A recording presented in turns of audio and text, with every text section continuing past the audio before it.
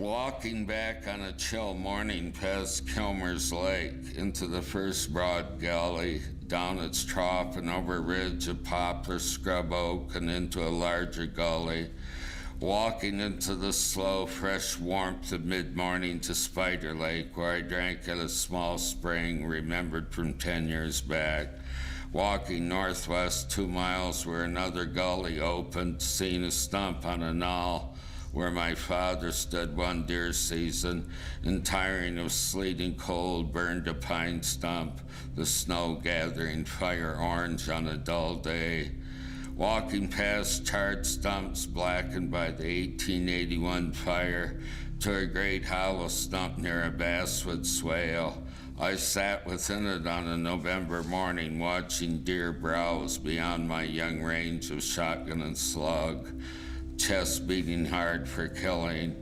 into the edge of a swale waist high with ferns, seeing the quick movement of a blue racer and thick curl of the snake against the birch log, a pale blue with nothing of the sky in it, a fleshy blue, blue of knotted veins and an arm. Walking to Savage's Lake where I ate my bread and cheese, drank cool lake water and slept for a while, dreaming of fire, snake and fish and women in white linen walking, pinkish warm limbs beneath white linen, then walking, waking, homeward toward Wells Lake, brain at boil now with the heat, afternoon glistening in yellow heat, dead dun brown grass, windless with all distant things shimmering,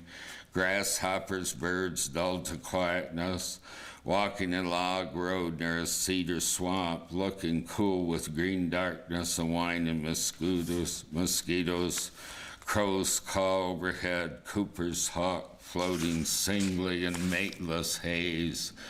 walking dumbly, footsore, cutting into evening through sumac and blackberry brambles, onto the lake road, feet sliding in gravel, whippoorwills, nightbirds wakening, stumbling to the lake shore, shedding clothes on sweet moss, walking into syrupy August moonless dark, water cold, pushing lily pads aside, walking out into the lake with feet springing on mucky bottom until the water flows overhead, sinking again to walk on the bottom, then buoyed up, walking on the surface, moving through beds of reeds, snakes and frogs moving to the far edge of the lake, then walking upward over the basswood and elders, the field of sharp stubble and hay bales, toward the woods, floating over the bushy crests of hardwoods and tips of pine, barely touching in miles of heavy rolling dark, coming to a larger water there, walking along the troughs of waves, folding in upon themselves, walking to an island, small, narrow, sandy, sparsely wooded, in the middle of the island in a clump of cedars, a small spring which I enter, sliding far down into a deep, cool, dark, endless weight of water.